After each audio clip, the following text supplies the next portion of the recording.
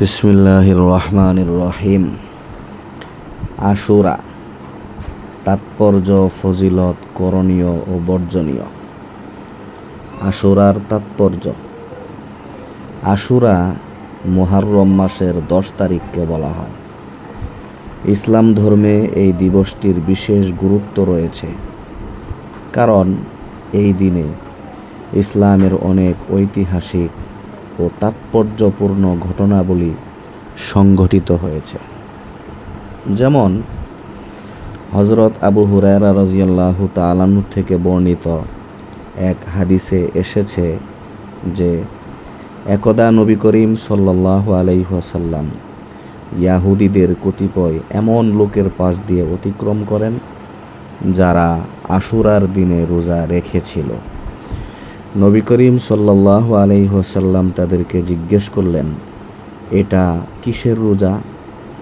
উত্তরে তারা বলল, এই দিনে আল্লাহ তাআলা হযরত মূসা আলাইহিস সালাতু ওয়াস সালাম ও বনি ইসরাইলকে ডুবে যাওয়া থেকে উদ্ধার করেছিলেন। অন্য বর্ণনায় আছে ফিরআউনের নির্যাতন থেকে মুক্ত করেছিলেন এবং ফিরআউনকে দলবল সহ নিমজ্জিত করেছিলেন।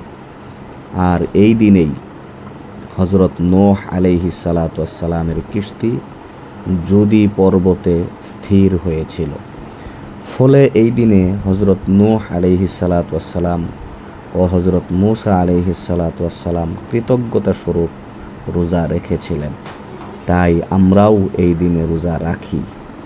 তখন নবী করিম সাল্লাল্লাহু আলাইহি ওয়াসাল্লাম বললেন, মূসা আলাইহিস সালাতু ওয়াস সালামের অনুসরণের ব্যাপারে এবং এই দিনে রোজা রাখার ব্যাপারে আমি তোমাদের চেয়ে বেশি হকদার। অতঃপর তিনি সাল্লাল্লাহু আলাইহি ওয়াসাল্লাম সেদিন আশুরার দিন রোজা রাখেন এবং সাহাবাদেরকেও রোজা রাখতে আদেশ করেন।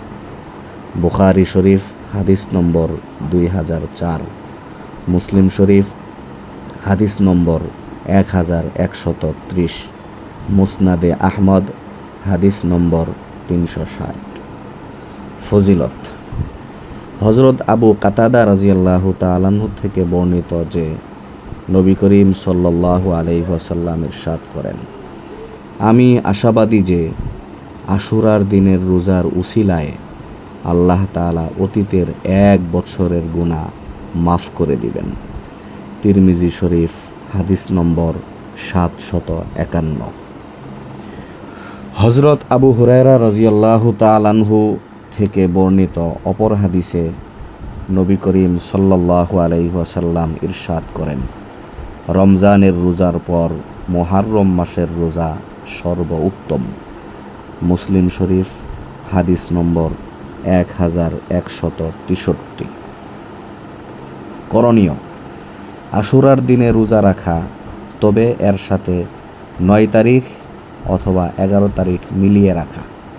কারণ নবী করিম সাল্লাল্লাহু আলাইহি ওয়াসাল্লাম ইরশাদ করেন, তোমরা আশুরার দিনে রোজা রাখো, তবে এক্ষেত্রে ইয়াহুদীদের থেকে ভিন্নতা অবলম্বন করো তো তোমরা আশুরার পূর্বে অথবা পরের একদিন সহ রোজা রাখবে। মুসনাদে আহমদ হাদিস নম্বর 241।